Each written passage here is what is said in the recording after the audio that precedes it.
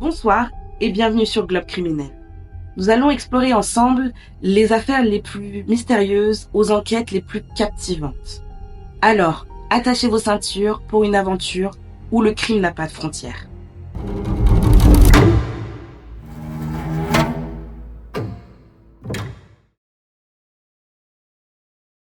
Notre histoire débute dans la Loire, fin février 2012, où Philippe, chef d'entreprise de 47 ans, disparaît mystérieusement. Sa femme s'inquiète très rapidement de son non-retour au domicile familial et part directement à la gendarmerie pour constater avec eux cette disparition. Sur place, les gendarmes pensent tout d'abord à une fugue, car sa femme leur a expliqué qu'avant d'être sa femme, elle était sa maîtresse.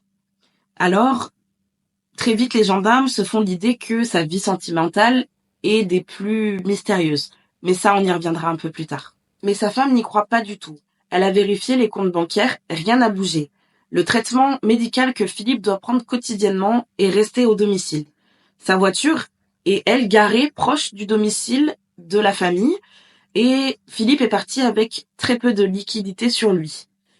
Ses proches également s'inquiètent, car sa mère, qui avait l'habitude d'avoir des nouvelles de Philippe 2 à 3 fois par jour, n'a eu aucun appel de lui. Au bout de 3 jours de disparition, le procureur de Saint-Étienne ouvre une information judiciaire pour disparition inquiétante. Alors les gendarmes se mettent en route pour aller directement à l'entreprise du disparu, pour pouvoir parler aux dernières personnes qui l'ont vu ce jour de disparition.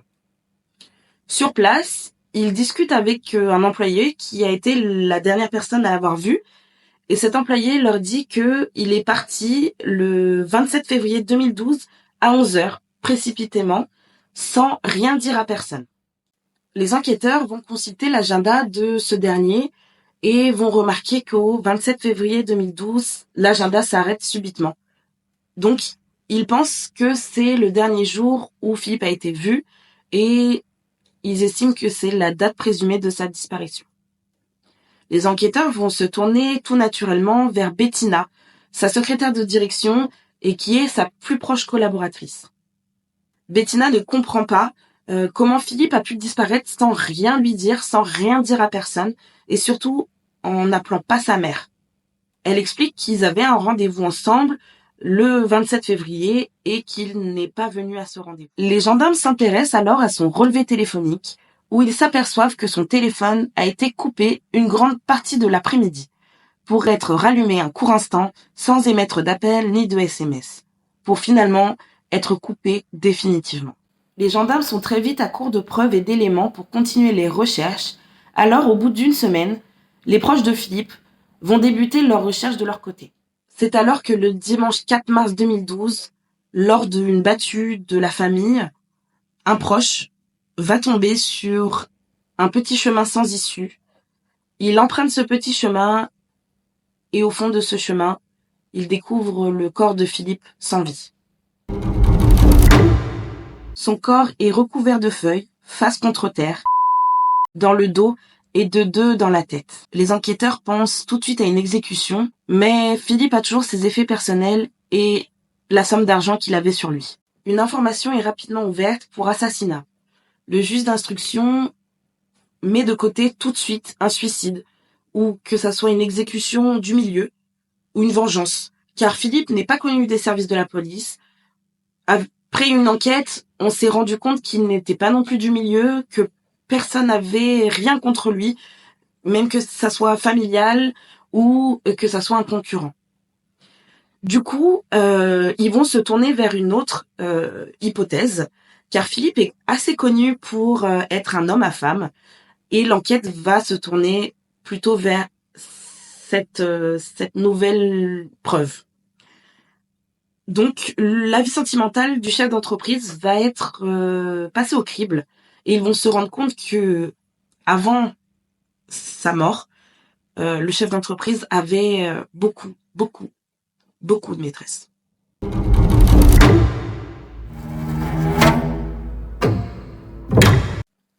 Philippe est originaire de la Loire. Il a eu une enfance normale, sauf qu'un jour, il a un accident et il va frôler la mort. Depuis ce jour, le jeune homme prend la vie comme une seconde chance.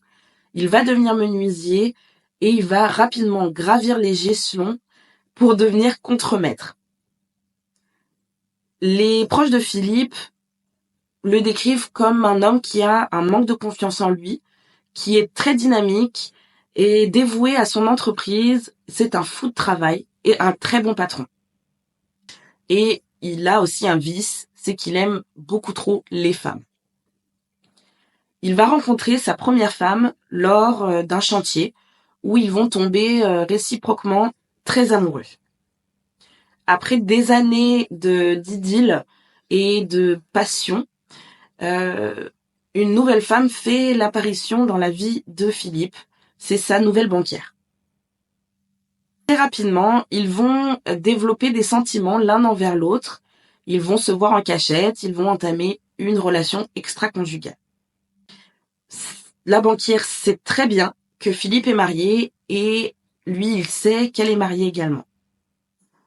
Et puis, finalement, ils vont finir par se séparer mutuellement de leurs conjoints respectifs et ils vont attendre un petit peu pour se marier ensemble. Philippe a également une relation suivie avec la femme de ménage de l'entreprise.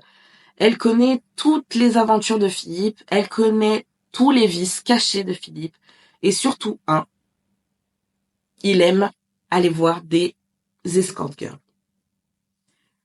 Philippe, qui veut se cacher, demande à sa confidente, donc cette femme de ménage, de lui trouver ses filles et de prendre des rendez-vous, d'organiser tout ce qui va faire qu'il va les rencontrer. Donc voilà, Philippe a confié aussi que sa nouvelle femme, donc la banquière, avec cette nouvelle femme, ça ne va pas du tout. Donc les enquêteurs, quand ils entendent la femme de ménage, vont tout de suite se tourner vers la veuve.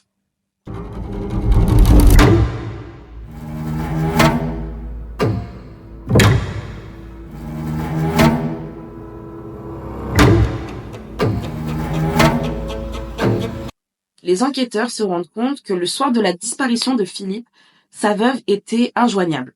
Son téléphone est resté éteint et je pense que, comme vous et moi, si quelqu'un disparaît dans votre famille, vous restez joignable 24 heures sur 24. Elle va expliquer que le soir, effectivement, sa carte SIM a lâché. Elle ne comprenait pas pourquoi et elle était très inquiète parce que elle pouvait pas avoir de nouvelles de Philippe. Donc, elle va aussi dire aux enquêteurs qu'elle a oublié de leur préciser que quelques jours avant la disparition de Philippe, ils ont eu une très grosse altercation. Des cris, des insultes, des coups, des pleurs. Les gendarmes vont lui demander pourquoi elle ne leur a pas dit tout de suite. Donc, elle va réexpliquer qu'elle a oublié.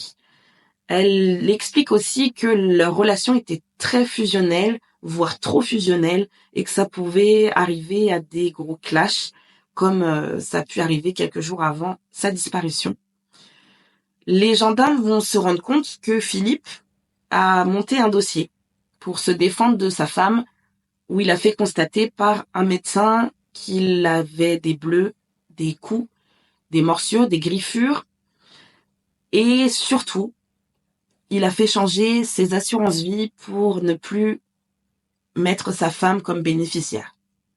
Les enquêteurs, du coup, vont tout de suite se pencher sur cette veuve et surtout la mettre en suspecte numéro 1. Les enquêteurs ne veulent pas se contenter de une suspecte, alors ils vont aller interroger son ex-mari. Le mari est conduit par Philippe, du coup. L'ex-mari, lorsqu'il a découvert 5 ans en arrière que sa femme le trompait avec Philippe, il est tombé de 100 étages. En 2007, il a découvert un mail compromettant de sa femme pour Philippe, où elle a noté beaucoup de choses d'amour et surtout une chose qui l'a beaucoup marqué, je cite, « J'ai 2 amours, mes 2 enfants et toi ». L'ex-mari va confronter sa femme pour lui dire « tu m'as trompé, donc il faut que t'arrêtes de me tromper ». Logique. Donc sa femme lui promet de ne plus voir Philippe, de couper tout contact, et leur histoire d'amour recommence comme si de rien n'était. Ils ont prévu un petit week-end, tous les deux, en amoureux, et au dernier moment, sa femme annule. Malheureusement, elle trouve des excuses un petit peu bidons, et son mari a des doutes, a des gros doutes. Il ne croit pas qu'elle travaille, et surtout, lui, il pense très fortement qu'elle va rejoindre Philippe, et il aura raison. Il va se rendre à la banque de sa femme pour voir si elle est avec Philippe. Et effectivement, Philippe est dans son bureau et il décide d'aller crever ses pneus. Mais finalement, il se raisonne, il attend que Philippe parte et il va se dire qu'il veut aller lui parler d'homme à homme. Le mari est conduit, se retrouve devant Philippe, lui dit qu'il a des relations avec sa femme. L'ex-mari est vraiment très en colère et Philippe ne va pas du tout réagir comme il le souhaitait. Il va lui dire très calmement, dans les yeux, « Ce n'est pas de ma faute si tu n'arrives pas à tenir ta femme. » Alors, je pense que, pareil, comme tout le monde, si on vous dit ça, je pense que vous perdez votre sang-froid. Et c'est ce que l'ex-mari est conduit a fait. Il a empoigné Philippe par le callback et l'a menacé avec un couteau. En entendant la bousculade, la femme de Philippe va se rendre dans le bureau, lui demander pourquoi il tient son mari en joue. Et du coup, l'ex-mari va expliquer que ils ont une relation extra-conjugale, sa femme et lui. Alors, la femme de Philippe va réagir comme j'aurais pu réagir, c'est-à-dire qu'elle ne va pas s'en prendre à l'ex-mari conduit, elle va aller tout droit vers Philippe et lui mettre une grande claque. À cette époque, Philippe, du coup, est jeté à la porte par sa femme. Par contre, pour l'ex-mari et du coup la banquière, ils vont reprendre une vie en somme normale, ils vont se marier, mais 4 jours après le mariage, sa banquière disparaît. Elle disparaît avec les enfants, elle part. Et finalement, il va apprendre qu'elle est partie rejoindre Philippe. Donc après toute cette histoire, les gendarmes vont faire une perquisition chez l'ex-mari. Ils ne trouvent rien de concluant et ils le relâchent très rapidement. Les gendarmes vont continuer sur leur lancée des mariés conduits et ou des femmes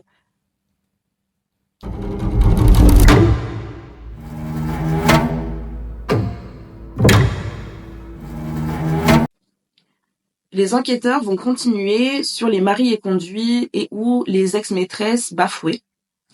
Et ils vont trouver une nouvelle personne à suspecter, Bettina. Bettina, qui, je vous le rappelle, est la secrétaire de direction de Philippe et qui est sa maîtresse.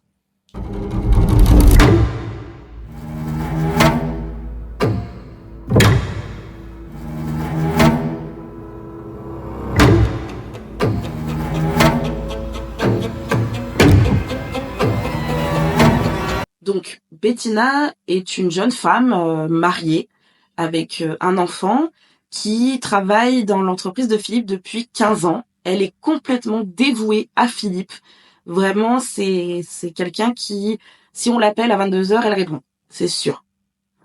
Et elle est devenue, du coup, par rapport à tout ça, sa plus proche amie, sa plus proche collaboratrice et sa maîtresse. Lorsque les enquêteurs continuent leurs investigations, et surtout leurs perquisitions, ils vont donc toquer au domicile de Bettina et son mari. Bettina n'est pas là, mais c'est son mari qui leur ouvre et les gendarmes lui demandent si le couple a des armes. Ce que le mari va répondre, c'est que évidemment il a des armes car il est collectionneur d'armes. Donc le mari montre les armes aux enquêteurs et il y a un calibre de 8 mm qui est là et qui intéresse beaucoup les gendarmes car c'est celui qui correspondrait aux blessures de Philippe. Après la perquisition, après les interrogatoires, les gendarmes n'ont pas grand-chose contre le couple Bettina et son mari, donc ils décident de les relâcher. Des semaines passent et un jour, Bettina est dans la cuisine, en pleurs, abattue. Son mari vient la rejoindre et lui demande qu'est-ce qu'il y a. Et là, elle le regarde droit dans les yeux et elle lui dit « J'ai tué Philippe ».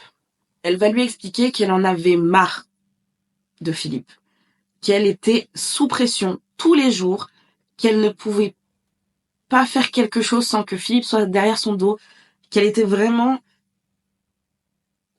au bord du gouffre, elle ne pouvait vraiment plus le supporter.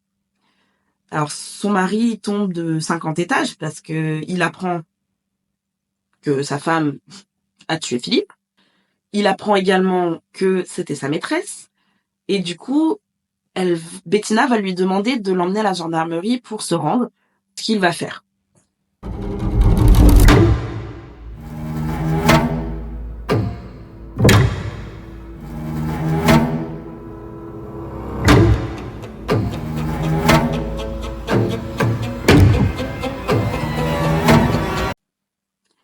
C'est le 8 mars 2012 que Bettina se rend d'elle-même à la gendarmerie pour se constituer prisonnière.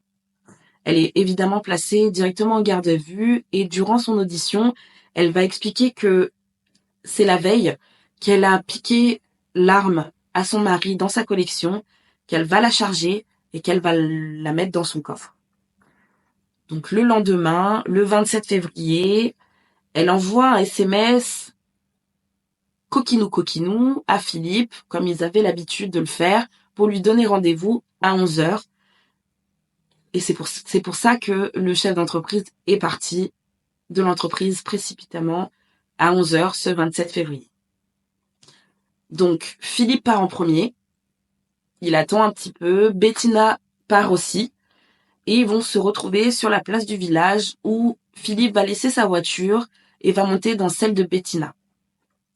Elle va expliquer que ils sont allés dans ce petit chemin, tous les deux, pour faire leurs affaires, enfin pour Philippe, pour faire leurs affaires en tout cas.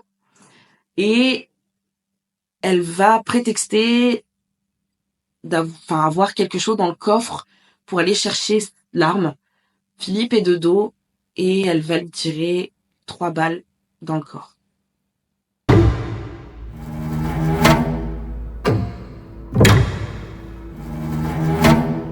Le 21 mai 2014, le procès de Bettina se déroule à la cour d'assises de la Loire. Bettina se fait très discrète durant son procès. Elle ne parle pas. Elle baisse la tête. Elle laisse parler les autres à sa place. Elle dira à son avocat que ce n'est pas la peine parce que elle est en tort. Elle regrette son geste, mais elle va pas le dire ouvertement. Elle va le dire qu'à son avocat. Une expertise psychologique va être faite sur Bettina.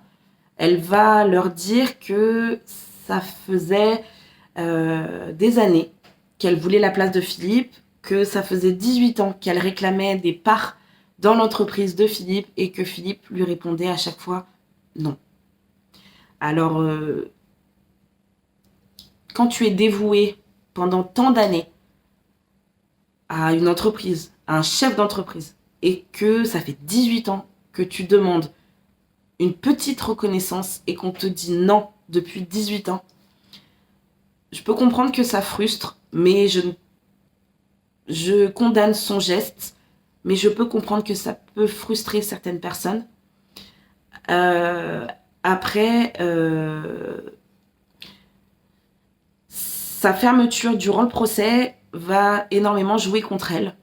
Elle est vraiment prostrée sur elle-même. Elle ne regarde personne. Elle ne lève pas du tout les yeux de ses baskets. Et du coup, le procureur va réclamer 18 ans de réclusion criminelle et le juge va confirmer sa peine. Alors, Bettina sera d'abord incarcérée à la Talaudière, à Saint-Étienne, puis à Rennes, dans la prison des femmes. Et pour la fin de sa peine, elle va demander de se rapprocher de son domicile et elle sera incarcérée à la prison de Roanne. En juillet 2021, Bettina a été libérée après avoir purgé la moitié de sa peine, c'est-à-dire 9 ans de prison. Bettina, durant son incarcération, elle va participer à un documentaire sur YouTube qui s'appelle « Les femmes en prison ». Je vous mettrai le lien en description si vous voulez aller le voir. L'entreprise de Philippe a été placée en liquidation judiciaire en 2014 et en 2021, son ex-mari a sorti un livre qui s'appelle « Coupable d'innocence ». Aujourd'hui, Bettina s'est effacée de la société, on n'a pas plus de nouvelles, on sait juste qu'elle a divorcé et qu'elle a repris ses études. Merci infiniment d'avoir regardé cette terrible histoire sur Globe Criminel. Si vous avez apprécié, n'hésitez pas à vous abonner, à mettre un pouce bleu et à activer la cloche pour ne rien rater des nouvelles enquêtes. Restez vigilants, restez curieux et surtout, restez en sécurité. À bientôt.